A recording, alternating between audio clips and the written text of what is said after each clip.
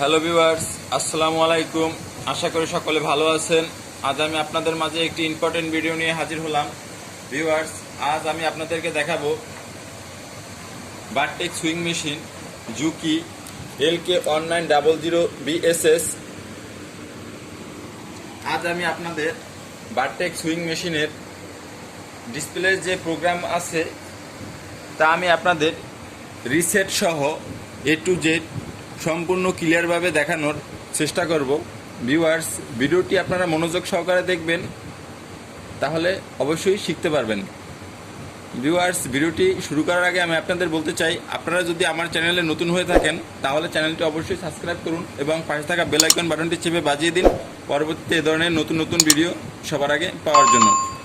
দেখাবো ডিসপ্লের যে প্রোগ্রামগুলো আছে, প্রোগ্রামগুলো A to Z আমি আপনাদের সম্পূর্ণভাবে দেখানোর চেষ্টা করব। ভিউয়ার্স, তাহলে ভিডিওটি শুরু করা যাক। প্রথমে আমি আপনাদের দেখাবো মেমোরি সুইচ অন। ভিউয়ার্স, এজন্য আমাদের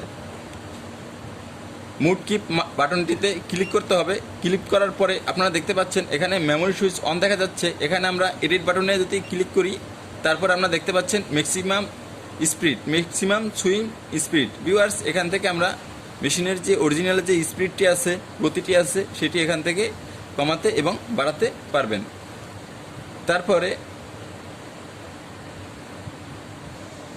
এরপরে ভিউয়ার্স, আইটেম সিলেক্ট যে কি বাটন দুটি আছে, এই বাটন দুটির মাধ্যমে আপনারা সামনের দিকে যখন আমি সিলেক্টে যদি ক্লিক করি, তারপর আপনারা দেখতে পাচ্ছেন এখানে প্রথম 5 নিডেল রানিং 5 নিডেলের সুইংয়ের স্পিডটি দেওয়া আছে। এরপরে আবার দেখতে পাচ্ছেন 10 থেকে এখানে আবার শেষের 5 নিডেলের সুইংয়ের স্পিড দেওয়া আছে। এখান থেকে আপনারা এখানে যে থ্রেড ক্ল্যাম্পটি আছে, থ্রেড ক্ল্যাম্পটি বন্ধ করতে পারবেন এবং চালু করতে পারবেন।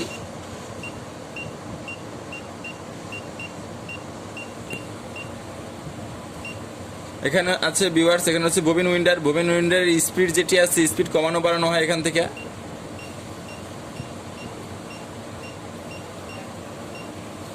ভিউয়ার্স, এখানে U239 যে প্রোগ্রামটি আছে, এখান থেকে ল্যাঙ্গুয়েজটি চেঞ্জ করা যায়। এখান থেকে ল্যাঙ্গুয়েজ চেঞ্জ করতে পারবেন। তারপরে কাউন্টার সেটিং। ভিউয়ার্স, এখান থেকে আপনারা এডিট বাটনে ক্লিক করলে আপনারা দেখতে পাচ্ছেন এখান থেকে আপনারা মেশিনের যে প্রোডাকশন যে কাউন্টার, সেটি আপনারা এখান থেকে করতে পারবেন। ভিউয়ার্স, এখানে আপনারা দেখতে পাচ্ছেন স্ট্যান্ডার্ড প্যাটার্ন সিলেক্ট। ভিউয়ার্স, এখানে আমরা এডিট বাটনে ক্লিক করলে এখানে আপনারা আমার স্ট্যান্ডার্ড প্যাটার্নগুলো আছে, ডিসপ্লের ভিতরে যে স্ট্যান্ডার্ড প্যাটার্নগুলো আছে সেগুলা এখানে শো করবে। ভিউয়ার্স, এখানে আপনারা দেখতে পাচ্ছেন কিছু প্রোগ্রাম লক করা আছে আর কিছু প্যাটার্ন আনলক করা আছে। ভিউয়ার্স, যেগুলো আপনারা দেখতে পাচ্ছেন লক করা আছে, লক অবস্থায় যদি কোনো প্যাটার্ন থাকে, সেই অবস্থায় সেই স্ট্যান্ডার্ড প্যাটার্ন আপনারা যদি রেজিস্টার করেন তাহলে কখনো রেজিস্টার হবে না। সেই প্যাটার্নটি রেজিস্টার করার ক্ষেত্রে আপনাকে এখানে লকটি আনলক করে নিতে হবে, তারপর আপনাকে প্যাটার্নটি রেজিস্টার করতে হবে। ভিউয়ার্স, 4 নম্বরে আপনারা দেখতে পাচ্ছেন প্যাটার্ন রেজিস্টার। এখন আমি আপনাদের যে কথাটি বললাম, এখানে এডিট বাটনটি ক্লিক করার পরে ভিউয়ার্স, এখানে আমি আপনাদের বলেছিলাম এখানে আপনারা স্ট্যান্ডার্ড প্যাটার্ন সিলেক্ট করবেন।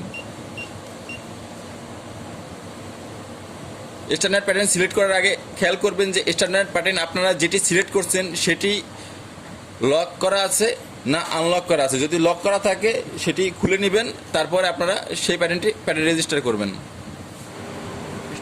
ভিউয়ার্স, আমি 1 নম্বর স্ট্যান্ডার্ড প্যাটার্নটি 4 নম্বর প্যাটার্নে রেজিস্টার করব।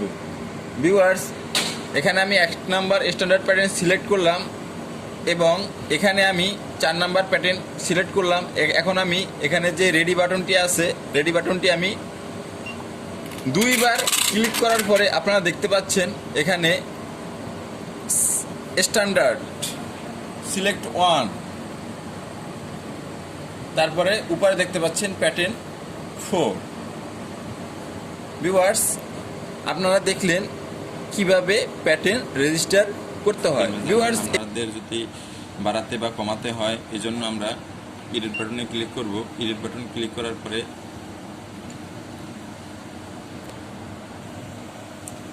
আইটেম সিলেক্ট যে বাটন দুটি আছে ক্লিক করার পরে আপনারা দেখতে পাচ্ছেন এখন এক্স স্কেল চলে এসেছে, ওয়াই স্কেল চলে এসেছে, তারপরে মেশিনের সুইং স্পিড চলে এসেছে, তারপরে আপনার এক্স স্কেল যদি আপনার ডাইনে টানতে হয় বা বামে টানতে হয়, এবং ওয়াই স্কেল সামনে এবং পিছনে যদি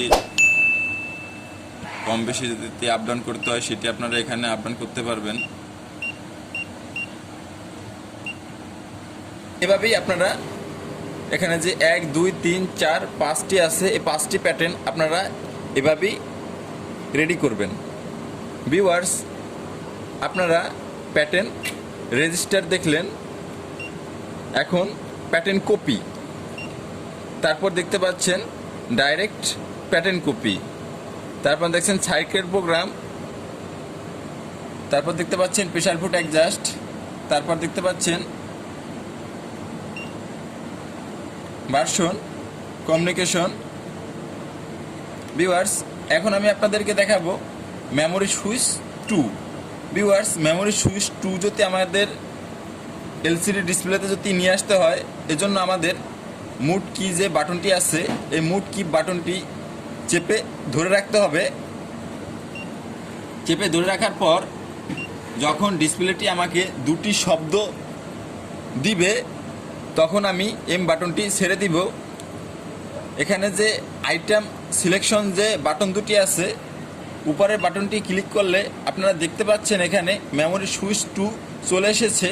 এখন আমরা এডিট বাটনে ক্লিক করার পরে আপনারা দেখতে পাচ্ছেন এখানে মেমোরি সুইচ 2 যে প্রোগ্রামগুলি আছে সেগুলো চলে এসেছে। ভিউয়ার্স, তারপর দেখি মেমোরি সুইচ 2 এর ভিতরে কি কি আছে। এখানে মোটরের স্পিড, নাইফের speed, setting, thread tension, thread timing, caesar,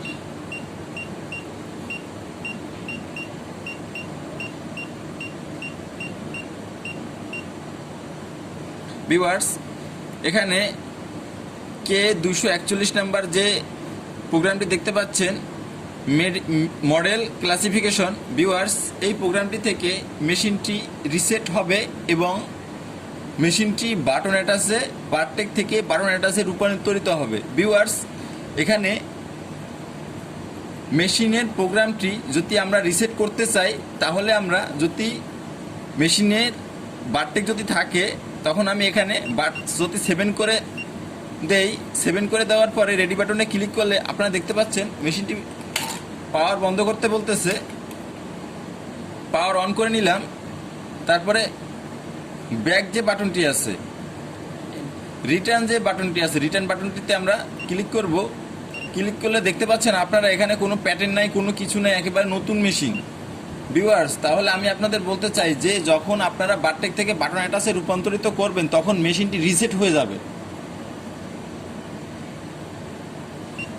তখন মেশিনটি A to Z রিসেট হয়ে যাবে। ভিউয়ার্স, এখন যদি আমাকে মেশিনটিতে যদি কাজ করতে হয় তাহলে আমাকে নতুন করে প্রোগ্রাম সিলেক্ট করে নিতে হবে এবং সব কিছু নতুন করে রেজিস্টার করে নিতে হবে।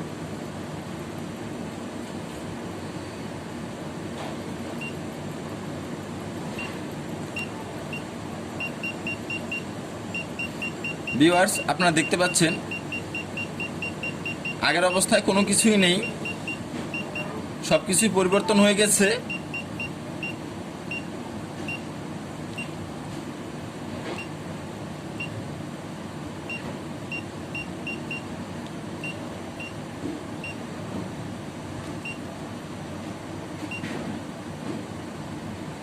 ভিউয়ার্স, আজ এ পর্যন্তই। আপনারা দেখলেন জুকি LK900BSS এই মডেলের প্রোগ্রাম এবং রিসেট প্রোগ্রাম পুরোটাই আপনারা দেখলেন। ভিউয়ার্স, ভিডিওটি যদি আপনাদের ভালো লেগে থাকে তাহলে লাইক করবেন, কমেন্ট করবেন এবং শেয়ার করবেন। আর এ ধরনের নতুন নতুন যদি ভিডিও পেতে চান তাহলে অবশ্যই চ্যানেলটি সাবস্ক্রাইব করুন এবং পাশে থাকা বেল আইকন বাটনটি চেপে বাজিয়ে দিন। ধন্যবাদ।